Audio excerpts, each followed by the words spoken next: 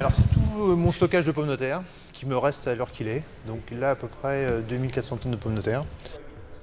Ce stock conséquent, entreposé sur plus de 8 mètres de hauteur, a déjà trouvé acquéreur.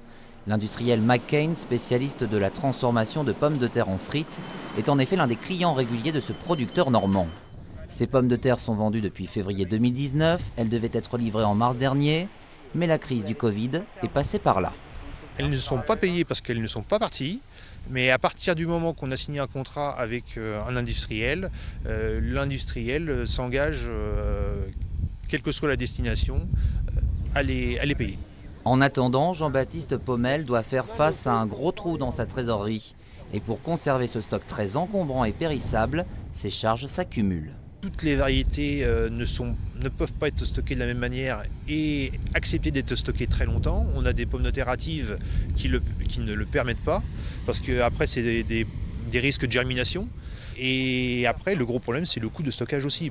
En effet, la température à l'intérieur de ce hangar est de 7 degrés. Et les beaux jours arrivant, pour maintenir cette fraîcheur, il va falloir utiliser plus d'électricité. Au total, depuis 2 mois, ce sont 450 000 tonnes de pommes de terre qui n'ont pu être écoulées en France. La profession appelle à l'aide. Il n'y a aucune aide qui est prévue. C'est en discussion. Il y a des grandes discussions. On parle de l'Europe. Il n'y a aucune aide qui est prévue aujourd'hui.